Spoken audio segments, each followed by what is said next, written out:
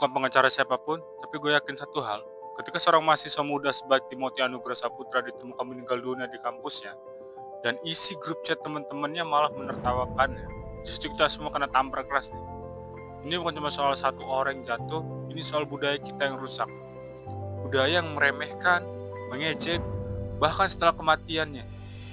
Kalau ini dibiarin terus, siapapun bisa jadi korban berikutnya, termasuk elu sendiri. Pada 15 Oktober 2025, mahasiswa tahun ke-7 program studi sosiologi di Universitas Udayana bernama Timothy Anugrah Saputra, umur 22 tahun, ditemukan terkapar setelah lompat dari salah satu gedung FISIP.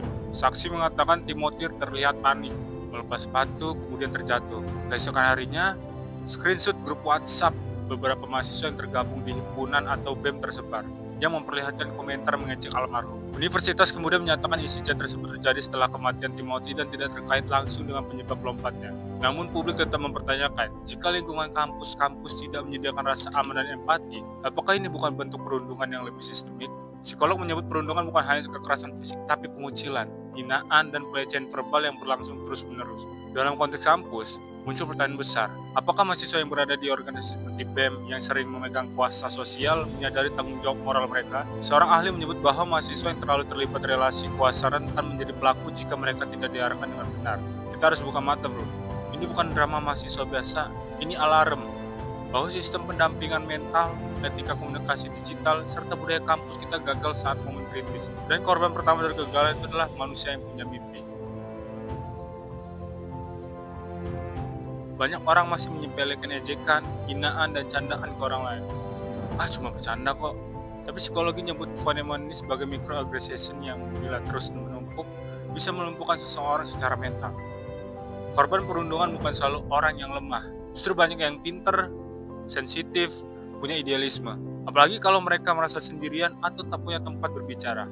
Dalam kasus Timothy, menurut saksi ia dikenal berprestasi dengan IPK tinggi, yaitu 3,91.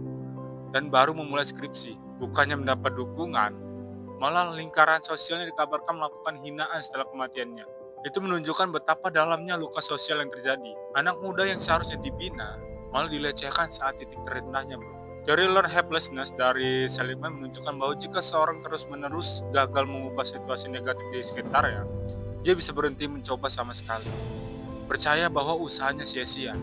Ini bisa jadi bagian dari mengapa seseorang pada akhirnya memilih jalan tragis. Kampus adalah tempat pembentukan karakter, bukan tempat yang memperkuat kekerasan emosional. Tapi kenyataannya, baik institusi pendidikan masih belum punya mekanisme efektif untuk menangani bullying dan kekerasan digital. Di Indonesia sendiri punya regulasi lewat Permendikristek nomor 55 tahun 2004 tentang pencegahan dan penanganan kekerasan di lingkungan kampus. Tapi implementasi lapangan sering tertinggal. Jadi ketika kita melihat tragedi ini, kita harus tanya, apakah hanya individu yang gagal atau sistem yang gagal? Karena setiap ejekan yang dianggap sepele adalah potensi tragedi yang tertunda, bro.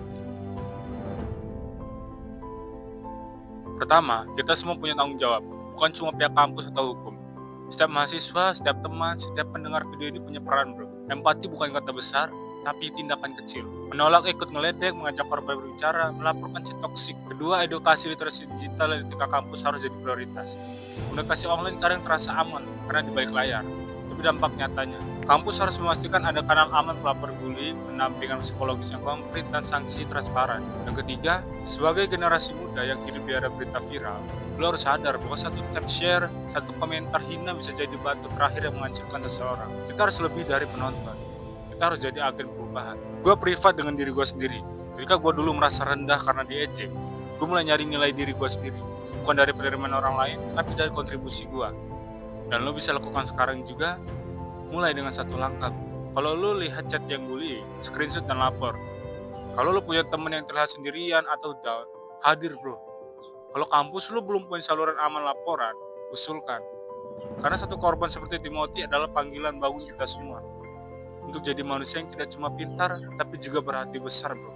Kasus Timothy bukan akhir cerita, tapi bisa jadi titik awal perubahan kita. Jangan biarkan nama dia hanya jadi trending topik.